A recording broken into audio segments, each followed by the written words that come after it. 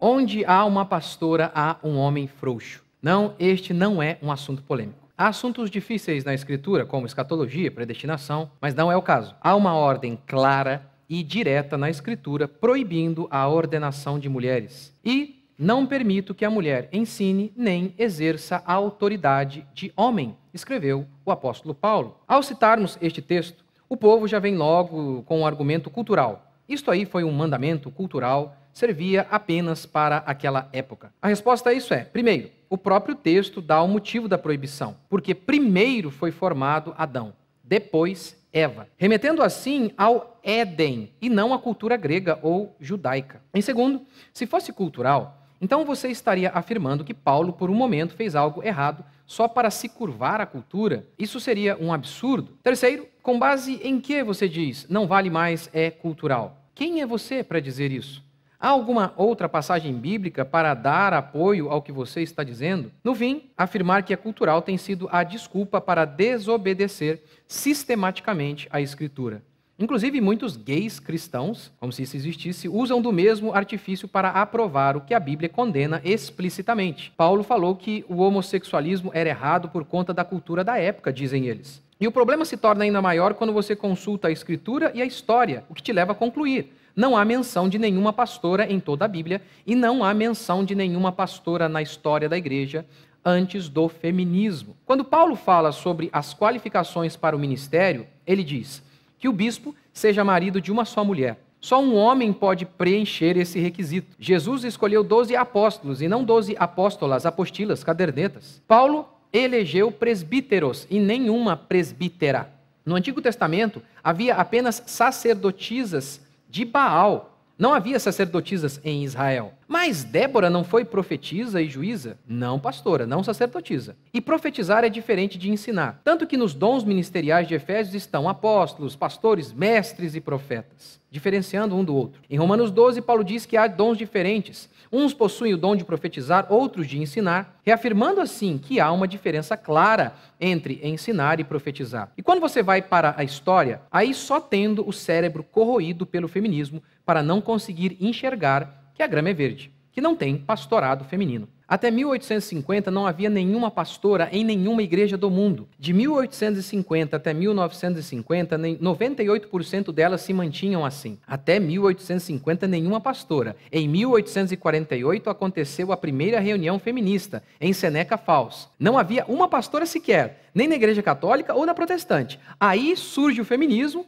e de maneira mais oficial, e, pasmem, somente 2 anos depois começam a surgir pastoras. Coincidência, né? Claro que é coincidência. Não. O pastorado feminino tem origem no feminismo. Os movimentos feministas tiveram suas diferenças. Feministas discordaram sobre trabalhar fora. Alessandra Kollontai dizia que colocar a mulher no mercado de trabalho era quase uma condição de escrava. Outras, como Betty Friedan, entretanto, diziam o oposto. As feministas anarquistas acreditavam que lutar pelo direito ao voto feminino era um desserviço. Mas todas elas tinham uma coisa em comum: a crença de que não há diferenças essenciais entre homens e mulheres.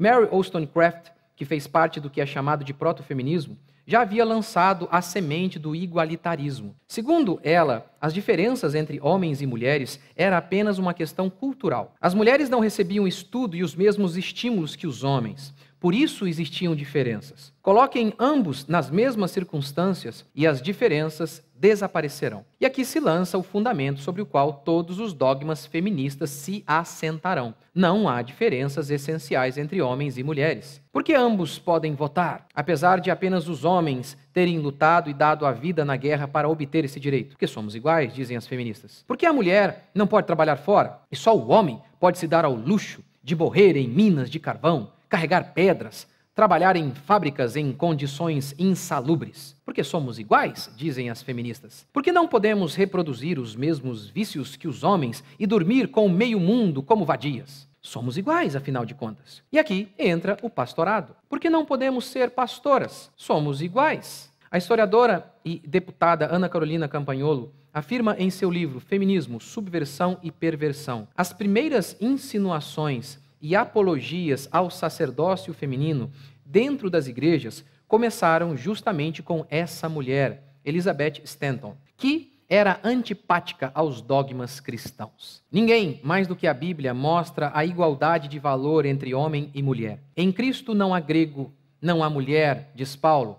Não há gentio ou judeu. Mas isso não significa dizer que não haja diferença de função. Um leão tem o mesmo valor para Deus que um pássaro, mas isso não é o mesmo que dizer que ambos podem voar. Wayne Grudem, em seu livro Feminismo Evangélico, diz: antes do advento das publicações feministas evangélicas, nos anos 1970, as passagens polêmicas de hoje, aquela que eu citei para vocês no começo, sobre as mulheres no ministério, não eram consideradas obscuras. Eu não precisaria dar o motivo da ordem, da proibição. Afinal, somos cristãos. Onde Deus fala, o cristão se cala. Mas há um motivo. Se Deus disse, há um porquê. Homens foram feitos naturalmente mais inclinados à liderança. Sua força é para isso. Mulheres foram feitas naturalmente para a maternidade. Sua fraqueza é para isso. A definição não é minha, é bíblica. Homens são cabeça e mulheres são frágeis. A fragilidade feminina, em se tratando da maternidade, é força. Imagine um ser bruto cuidando da coisa mais frágil que existe, um bebê. A ternura, o andar mais devagar, a tendência a se doar por completo é essencial para o desenvolvimento de seres 100% dependentes. Se os homens parissem e criassem as crianças, a raça humana já teria entrado em extinção. Mas a força bruta do homem é essencial à liderança. Seu espírito combativo é fundamental para a preservação do grupo. O evangelho é confronto. Imagine uma mulher pregando como João Batista, raça de víboras, malignos. Ou como Jesus, virando mesas e condenando fariseus, chamando-os de caixões fedidos, cheios de vermes. Nem combina com uma mulher uma coisa dessa. Na liderança também é necessário cortar um braço muitas vezes para salvar o corpo. Homens precisam expulsar certas pessoas da igreja para que um pouco de fermento não levede toda a massa. Mas mulheres, digam-me a verdade, vocês são essencialmente combativas? Não. E por isso a igreja atual é tão permissiva, tão indolente com o pecado, pois ela tem sido liderada por mulheres ou por homens femininos. A masculinidade é um crime hoje. Isso explica por que a maioria dos protestantes não protestaram quando governadores, de maneira inconstitucional, proibiram que igrejas cultuassem a Deus. Se as igrejas fossem lideradas por homens mais machos, isso não teria acontecido. Além do pastorado feminino ter tornado a igreja fraca, há outra desgraça, que advém dessa desobediência. Quem aceita desobedecer uma passagem clara da Escritura, flerta em desobedecer todas as outras passagens. Se podemos dizer que isso era cultural, por que não podemos dizer que a questão do homossexualismo também não era uma questão cultural? Na Europa foi assim. Primeiro, desobedeceram sobre o pastorado feminino. Depois, sobre o homossexualismo. Por fim, a igreja morreu. Onde há pastoras, há um homem frouxo que ordenou essa mulher, por sucumbir à cultura e rejeitar a ordem natural de Deus.